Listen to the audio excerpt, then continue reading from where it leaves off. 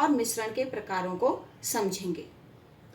तो मिश्रण दो या दो से अधिक पदार्थों को किसी भी अनुपात में मिलाने पर प्राप्त होता है, जैसे चीनी और पानी का मिश्रण, या हम पानी में नमक मिला दें तो वो भी हमें एक मिश्रण के रूप में प्राप्त होगा। यहाँ पर मैंने कुछ मिश्रण रखे हुए हैं, जैसे ये चीनी और नमक का मिश्रण है। इसमें चीनी और नमक आपस में मिश्रित होकर उन्होंने एक अलग मिश्रण बनाया हुआ है। इसी तरह नमक और पानी का मिश्रण हमें प्राप्त होता है।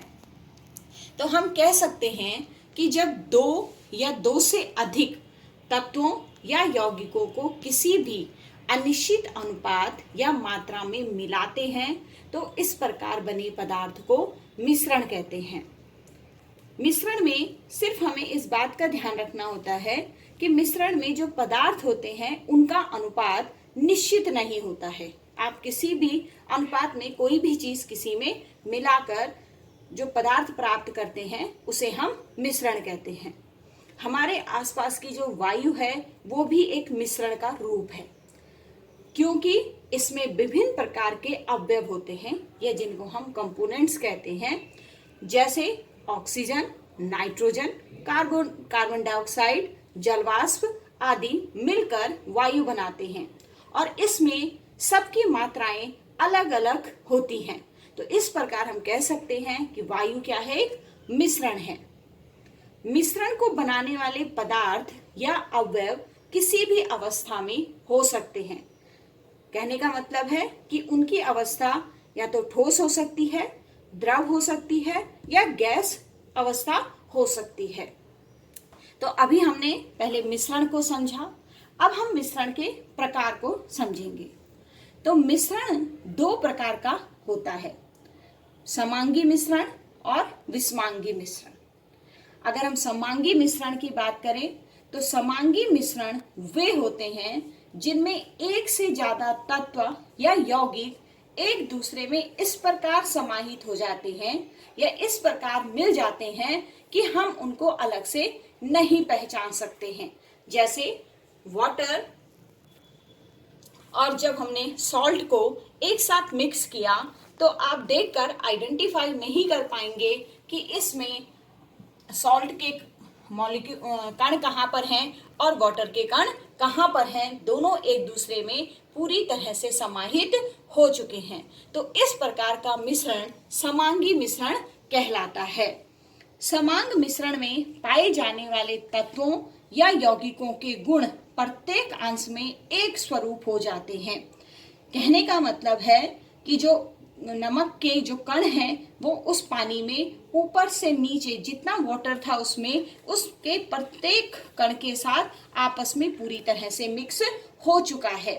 अगर आप उसको पीने लगेंगे तो ऐसा तो नहीं है कि ऊपर का पानी आपको सॉल्टी लगेगा और नीचे का पानी नहीं, ऐसा नहीं होगा। आप कहीं पर से भी उसका पानी लेंगे, पिएंगे तो वो आपको सॉल्टी ही लगेगा, नमकीन ही लगेगा। तो इस तरह के जो मिक्सचर होते हैं उन्हें हम समांगी मिश्रण कहते हैं। अब हम बात करेंगे विषमांगी मिश्रण की। विषमांगी मिश्रण वह मिश्रण होता है जिनमें मिश्रित पदार्थों के अवयव समान रूप से नहीं मिले होते हैं। कहने का मतलब है कि जब हम दो पदार्थों को आपस में मिलाते हैं तो वो एक दूसरे में पूरी तरह से नहीं मिलते हैं। आप दोनों के कणों को अलग अलग आसानी से देख सकते हैं और बता सकते हैं कि ये किस चीज का मिश्रण है। कहने का मतलब है कि उनमें आपस में कौन कौन से पदार्थ मिले हुए हैं। जैसे यहाँ पर मैंने पानी और तेल का मिश्रण बनाया है, तो आप देख सकते हैं कि पानी और तेल आपस में पूरी तरह से नहीं मिले। तेल जो था, ऑयल जो है वो ऊपर उस जमा है और पानी नीचे है। दोनों के बीच में आप एक स्पष्ट लेयर को देख सकते हैं। तो ये भी एक विषमांगी मिश्रण का सर्वोत्तम उदाहरण आप इसे समझ सकते हैं। इसी तरह यहाँ पर मैंने मिट्टी और पानी को मिलाया है। तो इसमें आप मिट्टी और पानी के कणों को अलग अलग देख सकते हैं। कुछ मिट्टी जो है वो नीचे जमा हो गई है, कुछ के कण, कुछ मिट्टी बीच में और कुछ ऊपर है। हल्के कण जो बिल्कुल थे वो ऊपर हैं और इस तरह के मिश्रण को आप कहेंगे विषमांगी मिश्रण।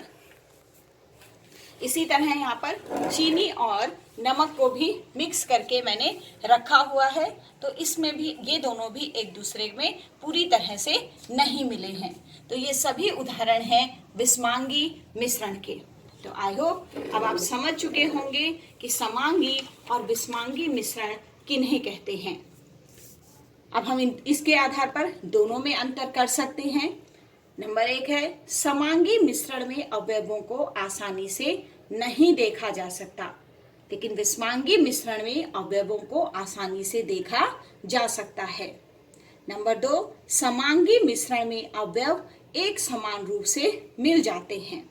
विषमांगी मिश्रण में अवयव एक समान रूप से नहीं मिलते हैं। समांगी मिश्रण से अवयव आसानी से पृथक नहीं किए जा सकते। अगर समांगी मिश्रण है और उसमें जो कंपोनेंट्स हैं, जो अवयव हैं, उनको अलग करना है तो हम आसानी से उनको अलग नहीं कर सकते हैं। लेकिन विषमांगी मिश्रण से अवयवों को आसानी से अलग किया जा सकता है। जैसे नमक और पानी को हम आसानी से पानी और नमक को अलग कर सकते हैं। समुद्र से जो नमक प्राप्त होता है, जो पानी में मिला हुआ है एक तरह से, तो उसे आसानी से वाष्पीकरण विधि से हम अलग कर पाते हैं। तो इसीलिए कहा जाता है कि समांगी मिश्रण को हम आसानी से अलग कर सकते हैं। नीचे मैंने इसके कुछ उदाहरण भी दिए हैं दोनों ही मिश्रणों के। समांगी मिश्रण के उदाहरण है सोडा जल, पेट्रोल तथा तेल का मिश्रण, समुद्री जल, पीतल, कांसा आदि।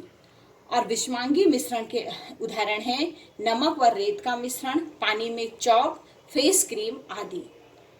तो आई होप आपको मिश्रण अच्छे से समझ आ गया होगा। ओके।